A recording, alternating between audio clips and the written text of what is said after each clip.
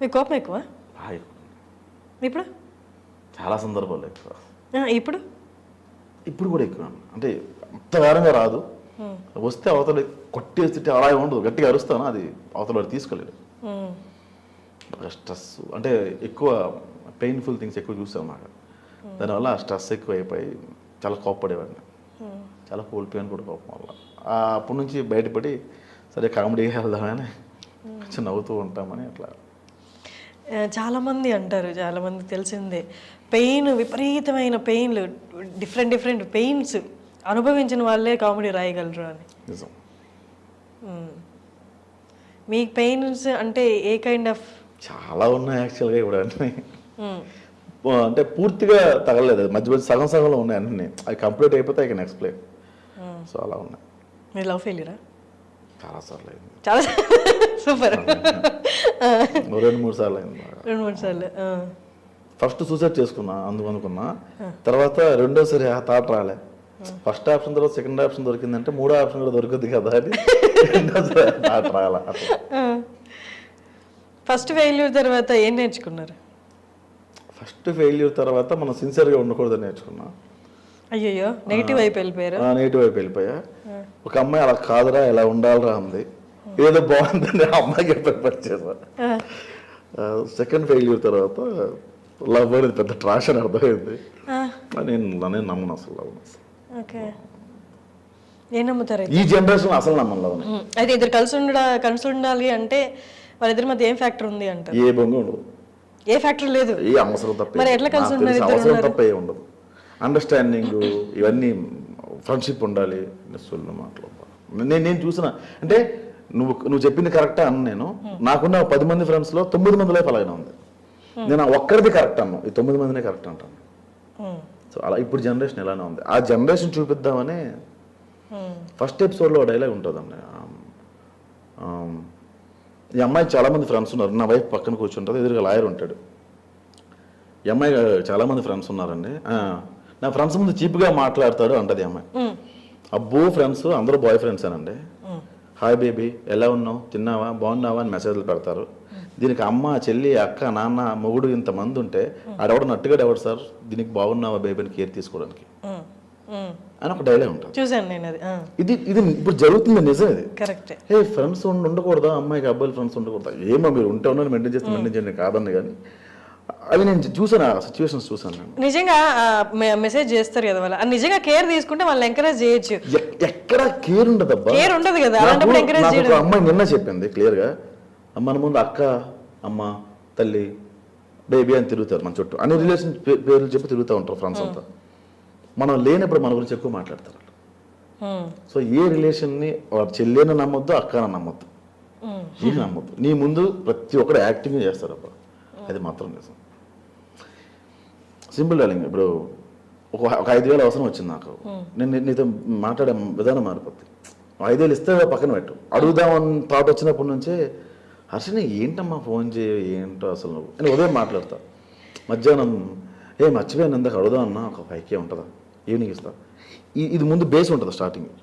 So డబ్బులనే కాదు, ఏదైనా అవసరంతోనే అవతల వ్యక్తిని అయితే క్లోజ్ అయ్యి మాట్లాడతారు తప్ప లవ్ గారిది గుడ్ అన్నాము నేను అసలు ఏమో తీసుకోలేను. అది ఎక్కువ చూస్తుండడం వల్ల ఏమో.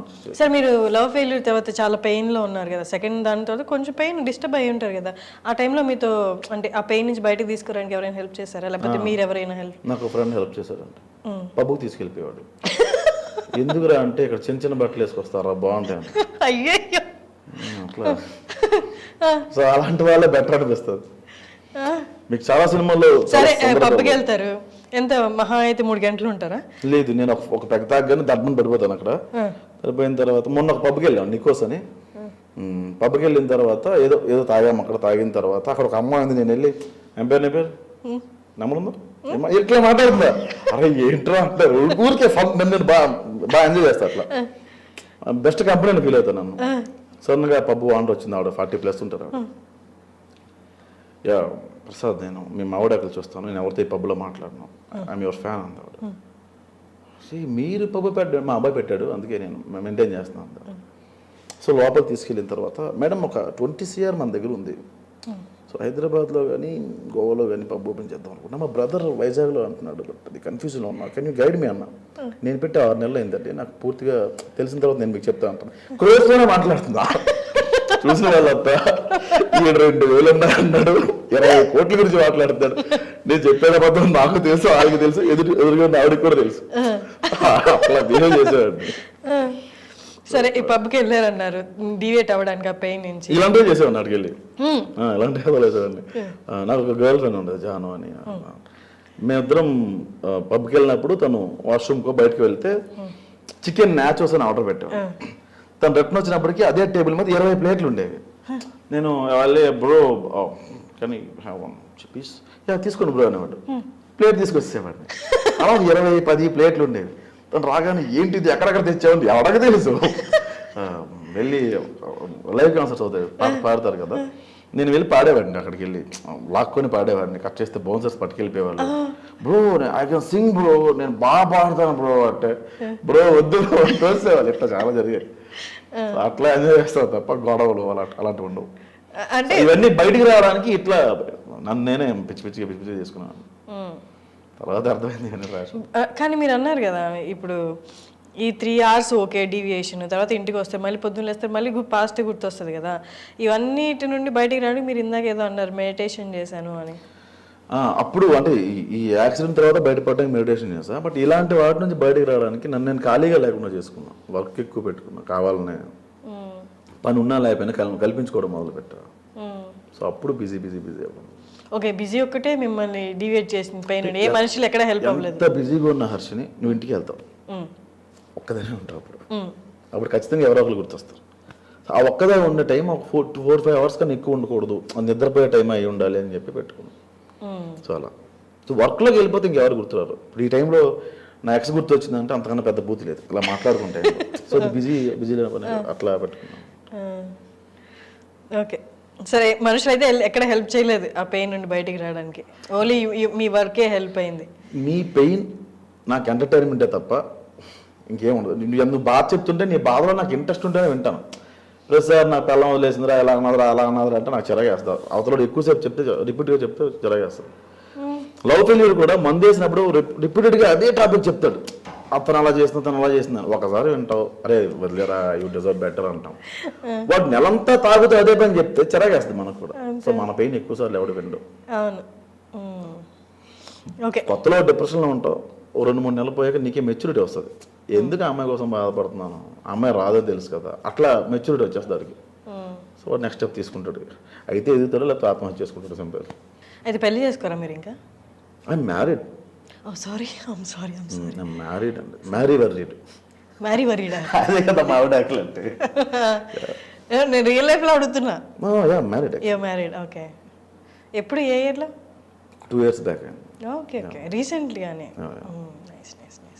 అండ్ మావిడాకులు ఫస్ట్ ఎంతమందికి నెరేట్ చేశారు ఈ స్క్రిప్ట్? అంటే డిఫరెంట్ వాళ్ళకి పిచ్ చేసి ఉంటారు కదా ప్రొడ్యూస్ చేయడానికి. సో ఫస్ట్ ఎక్కడ పిచ్ చేశారో అక్కడే సెలెక్ట్ అయిపోయి పట్టాలు ఎక్కేసారు. యాక్చువల్గా